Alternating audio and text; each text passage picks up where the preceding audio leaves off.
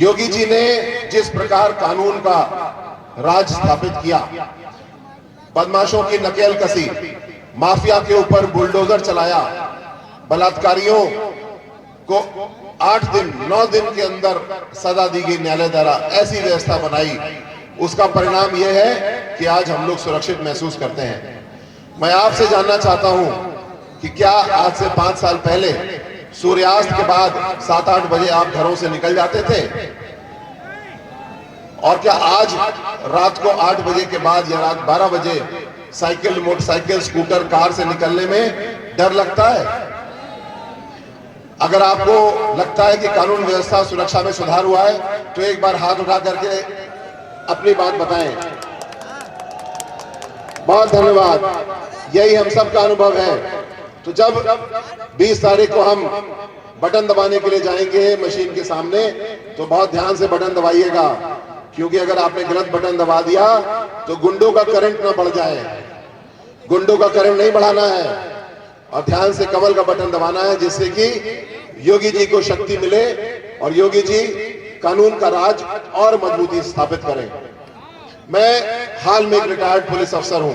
पिछले 5 साल मैंने पुलिस में काम किया, कमिश्नर कानपुर के रूप में, 112 में और आतंकवाद निरोधक दस्ता ATS में भी, और उससे पहले की भी मेरी 28 साल की करीब नौकरी होती है।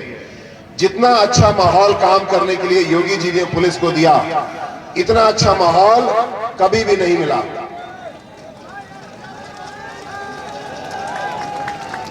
इसी योगी जी के दिए हुए माहौल का परिणाम है कि आज कानून व्यवस्था अच्छी हुई है। जब पुलिस ने गलती की तो पुलिस को भी टोका गया या दंडित किया गया, क्योंकि पुलिस को भी कानून के राज के तहत काम करना है, अपराधियों को रोकना है, बदमाशों को रोकना है और कानून को लागू करना है। जो कानून व्यवस्था और सुरक्षा की एक सुंदर नींव बनी है, मजबूत नींव बनी है, उसके ऊपर विकास का भवन तैयार हो रहा है।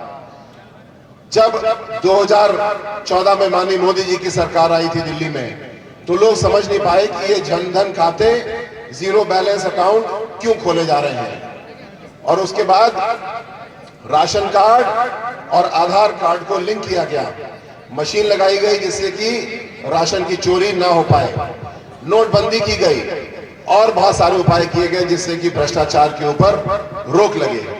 और आज जब विकास का काम हो रहा है, जब किसी हमारे भाई बहन को कॉलोनी आवास मिल रहा है, राशन मिल रहा है, किसान सम्मान राशि मिल रही है, तो किसी की मजाल नहीं है कि कोई उसमें से पैसा काट ले। आप मुझे बताएं कि मोदी जी के आदेश पे 2000 रुपए आपके खाते में आते हैं, तो क्या कुछ पैसे कट जाते हैं रास्ते में? कोई कमीशन ले पाता है? और आज से 5 साल पहले जब भैंस का लोन लेते थे 50,000 रुपए का, तो कितना पैसा कटता था? 10-15% कट जाता था। भैंस सही नहीं ला पाते थे, सही से लोन नहीं चुका पाते थे, और जहां पे एक काम करने के लिए पैसा लिया होता था हम ऋणी हो जाते थे, अपमानित हो जाते थे।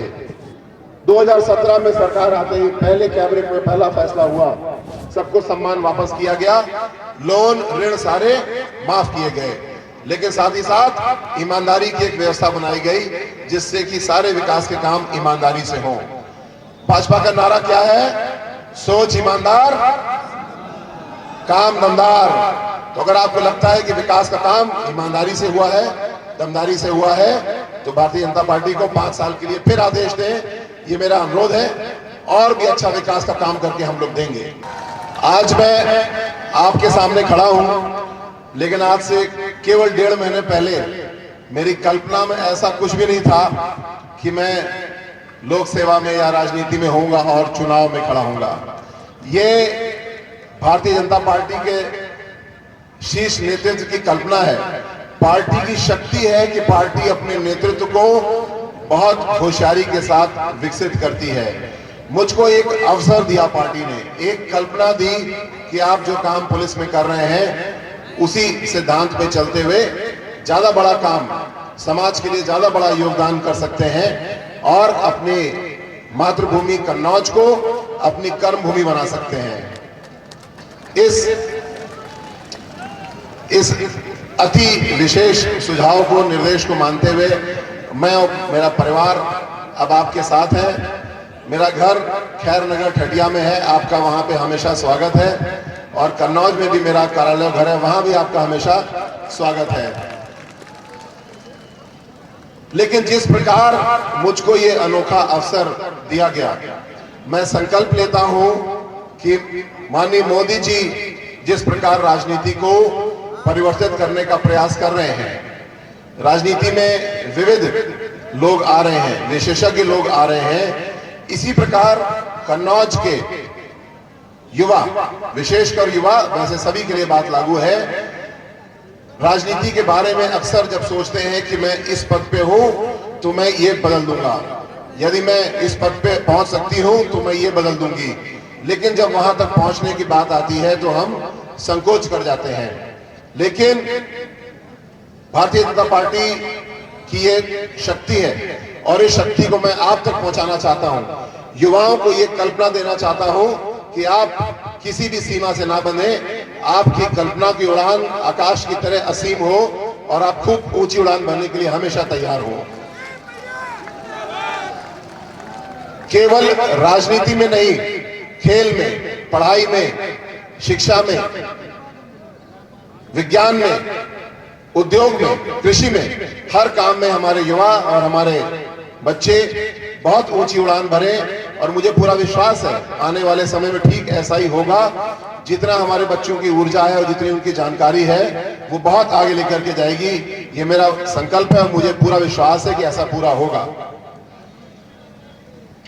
क्योंकि चुनाव बहुत नजदीक है तो हमारे पास में एक अवसर है, एक आकलन करें कि 5 साल में भाजपा की सरकार ने हमको क्या दिया।